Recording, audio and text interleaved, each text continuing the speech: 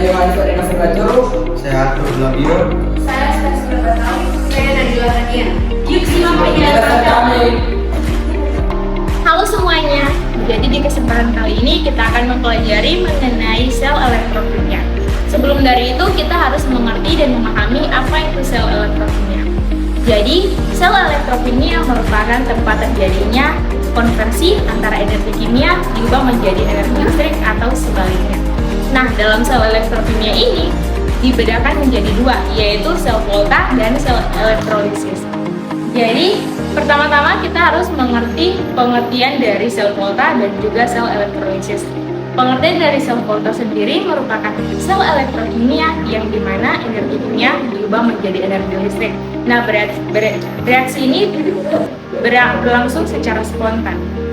Sedangkan sel elektrolisis merupakan sel elektrokimia yang dimana energi listrik diubah menjadi energi kimia. Nah, sel elektrolisis ini berlangsung dengan tidak spontan. Dalam sel elektrolisis juga, anoda dianggap sebagai reaksi yang mengandung muatan elektron positif, sedangkan katoda sebagai elektron negatif. Nah, di kesempatan kali ini kita akan lebih mempelajari lebih mendalam mengenai sel volta. Dari sini kita dapat lihat bahwa ada rangkaian sel gambar rangkaian sel volta, yang dimana rangkaian ini terdiri atas bagian-bagiannya dan yang memiliki fungsinya masing-masing. Yang pertama, rangkaian sel volta bagian yang pertama yaitu voltmeter. Nah, voltmeter ini berfungsi untuk menentukan besarnya potensial energi listrik. Yang kedua, ini yang disebut dengan jembatan garam. Jembatan garam ini berfungsi untuk menetralkan muatan listrik yang ada dalam larutan. Berikutnya, ini yang disebut dengan anoda. Anoda ini merupakan tempat terjadinya reaksi oksidasi atau pelepasan elektron. Sedangkan ini yang disebut dengan katoda. Katoda merupakan tempat terjadinya reaksi reduksi atau sebagai penerima elektron. Selanjutnya, ini yang disebut dengan kawat. Kawat ini berfungsi untuk menghubungkan antara anoda dengan katoda. Seterusnya ada larutan atau yang disebut dengan elektrolit. Nah, ini berfungsi untuk menghantarkan arus listrik. Yang berikutnya ini yang disebut dengan penyumbat. Berikutnya wadah ini disebut dengan gelas yang di dalamnya berisi yang tadi ada jembatan garam, ada katoda, ada anoda, dan juga ada elektrolit atau larutan. Ini adalah contoh gambar reaksi pada logam Ag dan Cu. Jadi yang pertama yaitu reaksi yang terjadi pada logam Ag, yaitu reaksi reduksi. Mengapa?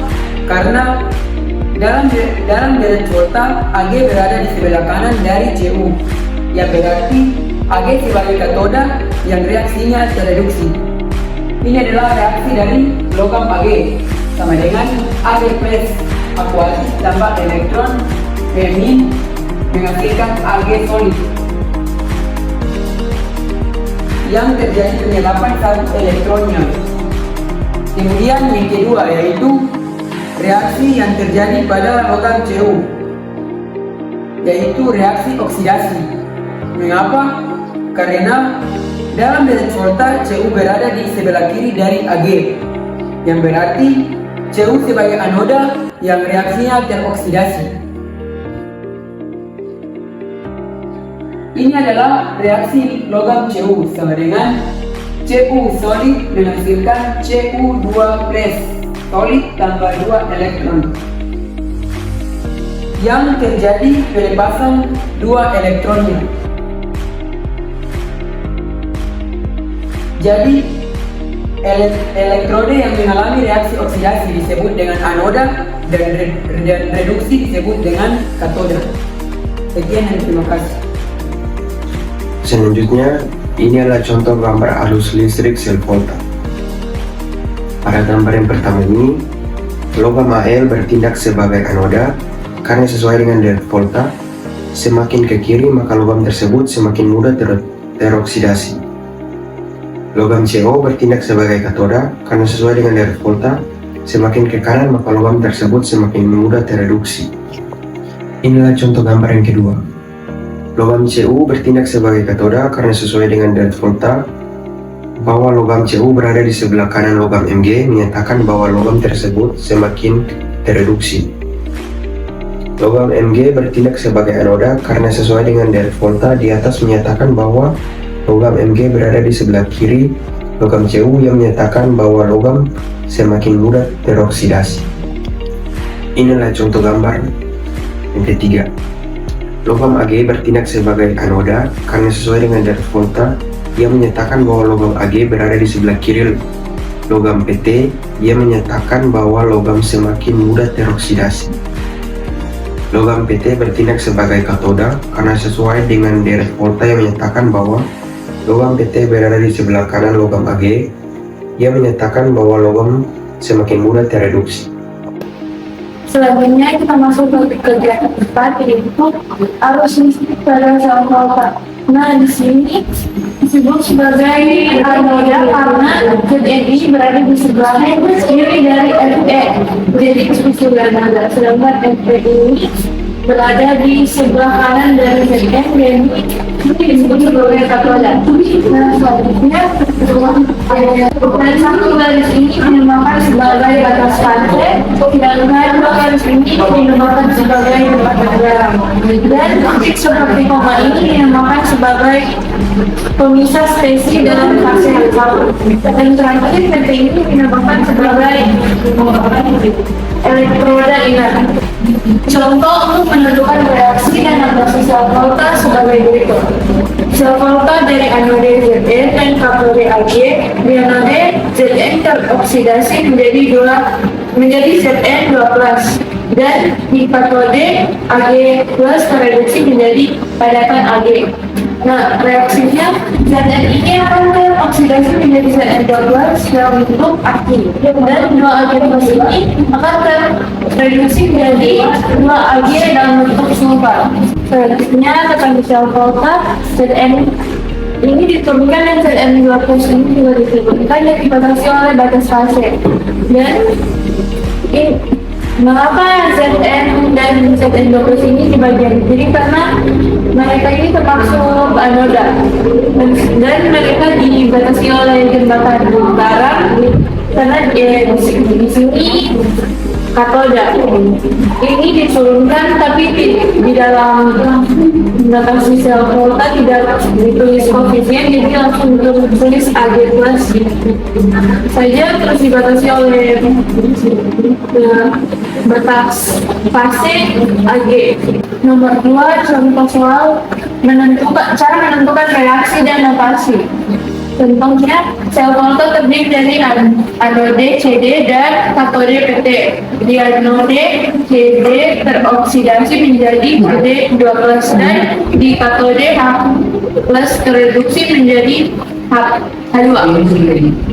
Nah, reaksinya jadi dalam bentuk sulfat beroksidasi menjadi CD2+ dalam bentuk Ag, dan 2H+ dalam bentuk Ag tereduksi menjadi H2 dalam bentuk gas. Dan notasinya PD ini diturunkan dan PD2+ ini juga diturunkan di mereka di sebelah kiri karena termasuk anoda dan dibatasi oleh jembatan garam, dipisahkan oleh jembatan garam dengan katoda karena mereka di sebelah. Contoh soal yang ketiga, reaksi Mg dalam bentuk sulfat ditambah Fe3+ dalam bentuk Ag bereaksi menjadi Mg2+ dalam bentuk Ag tambah Fe dalam bentuk sulfat.